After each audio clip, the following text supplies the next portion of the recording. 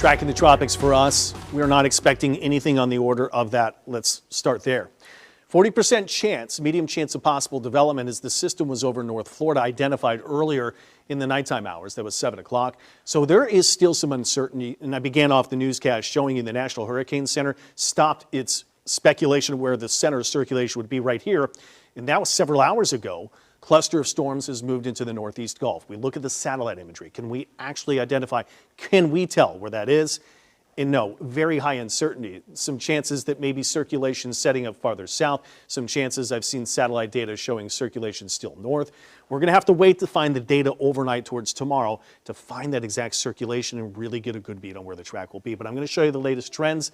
Listen, conditions are favorable for development, water temperatures, atmospheric humidity, and low wind shear. So this was something that came up earlier today. This was the initial track that I showed.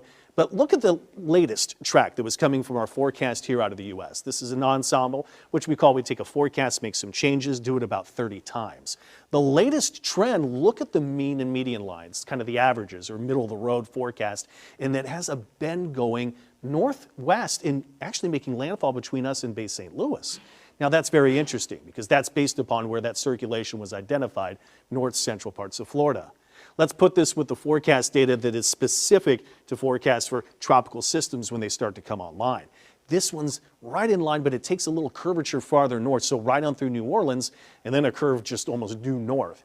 So there are some slight variations here, but again, taken when the circulation's identified over North Florida. Forecast out of Europe. This is what we call deterministic forecast. It's just one forecast that happens 4 times a day, in this case twice. You look to see where the center of circulation is, and it's where earlier forecasts were a little bit farther south. Take it west, and that was from earlier data. This will update later on tonight, but you can see this trend has been favorable for keeping a track farther north. The high-res data is close to that, but it's a little bit faster here too. We look the systems upon us in northwest as we get to tomorrow evening, overnight Wednesday to Thursday, then it starts to slow down a little bit here. By Thursday, this circulation has not made its way very far from around Plaquemines to maybe even Terrebonne Parish. But the feeling is by Friday night going into the weekend, things are really starting to wind down as this system moves away and weekends gets absorbed really. High-res forecast wins the timing of storms tomorrow. 1 o'clock is when the watch starts, right in time when the first wave of storms could come. But the heaviest rain holding off till Wednesday evening, Wednesday night. But the good news here is the storms are moving.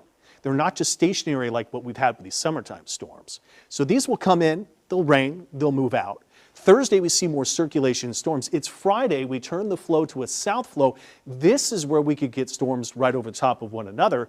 That's the greater threat for flooding coming into Friday. But we have a threat all the way through the course of things, from Wednesday, Thursday, Friday. Friday's the one where the worst, where the storms are over and over and over again. Winds. This could be a gusty rainmaker.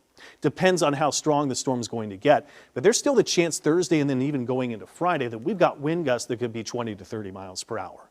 Beginning tomorrow, level 1 threat of flooding. Beginning Thursday, the South Shore level 2 risk, and then everybody under the greater risk here going into Friday. West of us is a level 3 moderate threat. That's why Friday's my day to really keep an eye out. Alert days Wednesday, Thursday, Friday.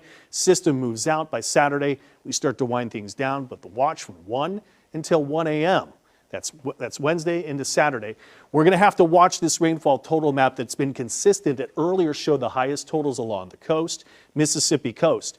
If we see that forecast shift overnight going farther north, we could take more heavier rainfall totals, unfortunately, possibly right through the city too. Alert days, as I mentioned, can't forget about the heat advisory tomorrow too at 94. Cooler with the expected storms, but we still have to wait for more information to get a good beat on everything late tonight, early tomorrow.